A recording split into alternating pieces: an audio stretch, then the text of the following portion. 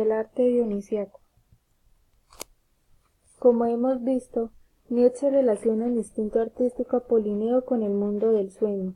En contraste, para caracterizar el arte dionisíaco, el filósofo alemán expresa la relación que el instinto artístico dionisíaco tiene con la realidad de la embriaguez, entendida como un estado durante el cual se diluyen los límites y las barreras. También esa realidad puede concebirse desde la óptica del caos y la confusión, la pérdida de sí mismo. Dionisio es el dios griego que presenta el instinto dionisíaco. Si consideramos con atención algunos pasajes del mito sobre el nacimiento de este dios, es posible que nos familiaricemos con singularidad y lleguemos a comprender la visión del mundo que encarna. Dionisio es hijo de Semele y de Zeus. Semele, amada de Zeus, le pidió al dios que le demostrara todo su poder. Zeus accedió, pero la mortal fue incapaz de resistir la visión de los relámpagos que rodeaban a su amado y cayó fulminada. Entonces Zeus les trajo el vientre al pequeño Dionisio, que estaba en el 6º mes de gestión, y para salvarlo lo cosió a una de sus piernas. Al llegar la hora del nacimiento, lo sacó vivo y en perfectas condiciones físicas. Por estas circunstancias, Dionisio se conoce como el dios nacido 2 veces. En su juventud, el dios descubrió la vid, pero Hera hizo que se volviera loco y lo lanzó a vagar por el mundo. En el nacimiento del dios se expresan los contrastes indisolubles de luz, fulgor de los rayos de Zeus y sombra, muerte, que hacen que Dionisio una figura ambigua. El dios celebra la vida, pero él reconoce en ella la muerte. Así lo entendieron los griegos, para quienes Dionisio encarnaba el constante devenir del mundo, entendido con el cambio que da lugar a la construcción y la destrucción de la realidad. Para los griegos, Dionisio simbolizaba el exceso, la desfiguración, el aniquilamiento de las diferencias. Además se le relacionaba con la noche, la fuerza, lo sublime, lo profundo, lo contradictorio y lo indeterminado. Las celebraciones en honor a Dionisio tenían lugar durante la primavera.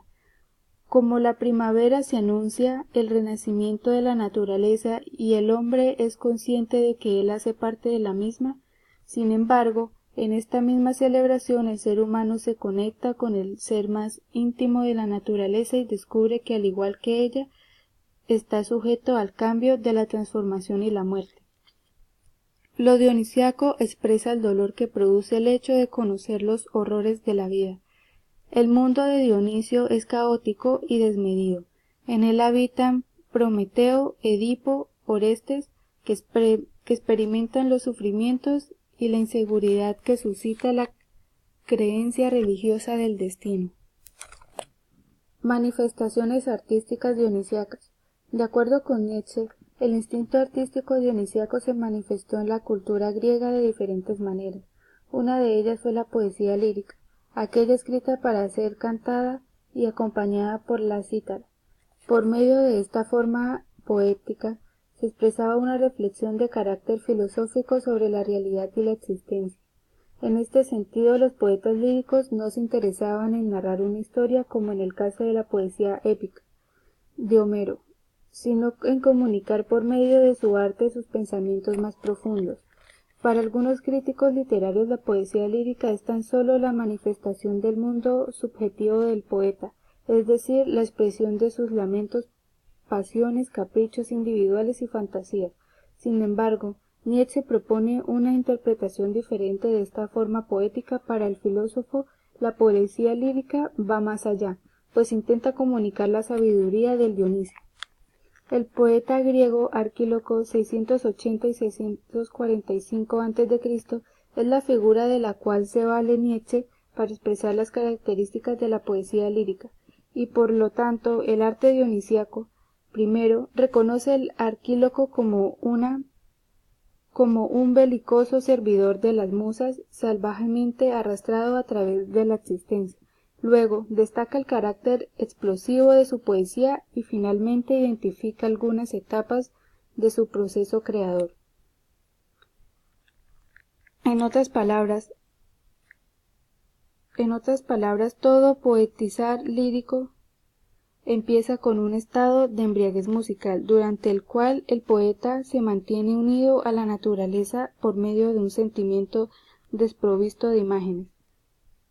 Luego el poeta dota de imágenes ese sentir progresivamente va dando origen a otras imágenes, las cuales son los versos que componen su poema lírico. En consecuencia, el poeta nos conecta por medio del sentimiento con lo originario, es decir, lo uno, y nos hace perceptible de su carácter contradictorio en imágenes poéticas. Ese núcleo originario corresponde al sustrato dionisíaco. Nietzsche también habla del arquíloco como artista genio, es decir, aquel medium por el cual se manifiesta la naturaleza en el juego del devenir. El genio está abierto al mundo dionisíaco y es quien puede hacerlo visible en diferentes esferas o ámbitos figurativos o simbólicos, como el de la poesía y la música. Otra de las formas ejemplares del arte dionisíaco es la música. Ella afecta a nuestro ser más íntimo y al mismo tiempo, como lenguaje universal, cumple con la tarea de unirnos bajo un mismo sentir. Basta con que recordemos aquello que experimentamos cuando escuchamos composiciones musicales como por ejemplo la novena sinfonía de Beethoven. La fuerza de sus notas nos estremece y nos eleva a acentuar nuestro carácter humano.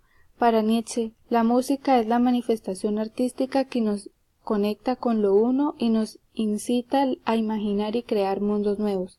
Además de la poesía lírica y la música, Nietzsche señala como arte dionisíaco el género teatral de la tragedia griega. Por una parte, la tragedia como fenómeno estético es considerada la obra de arte total. En ella están reunidas las artes figurativas representadas por la escultura, donde domina el instinto apolineo, y las artes no figurativas, representadas por la música, donde domina el instinto dionisíaco.